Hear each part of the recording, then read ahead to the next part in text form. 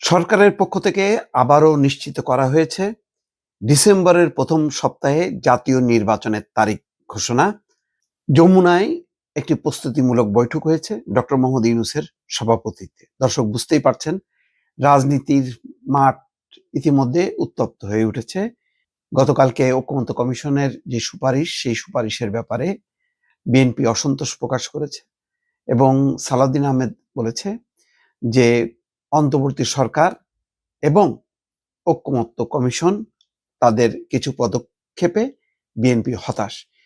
গতকাল থেকেই এই বক্তব্য ধারাবাহিকভাবে বিএনপি দিয়ে যাচ্ছে এবং বিএনপি বলেছে যে ঐকমত্য পরিষদ, যে ঐকমত্য কমিশন ঐক্যের বদলে অনৈক্যের সুপারিশ করেছে। তারপরও ধন্যবাদ জানিয়েছে, কিন্তু তাদের নোট অফ ডিসেন্ট সংযুক্ত কেন করা হলো না এই প্রশ্নটা তারা তুলেছেন।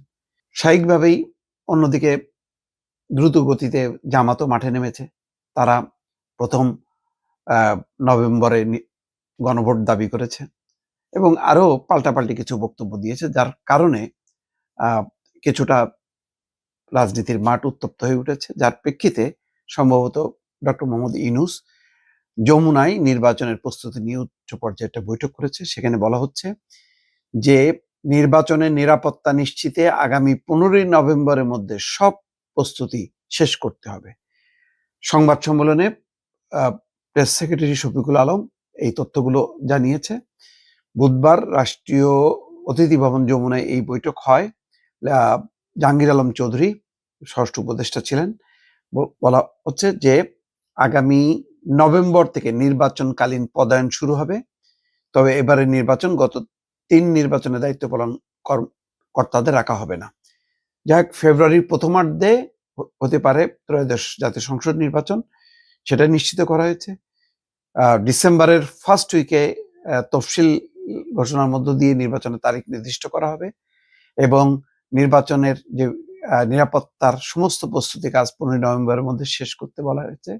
1 নভেম্বর থেকে নির্বাচনকালীন পদায়নও শুরু হবে। এই পুরো পরিস্থিতিটা কেন বৈঠক করতে হচ্ছে? বৈঠক করতে হচ্ছে এই কারণে যে কোনো দল, যেমন জামাত ইসলাম বলেছে, যদি গণভোট না হয় তাহলে নির্বাচন পিছিয়ে যেতে পারে।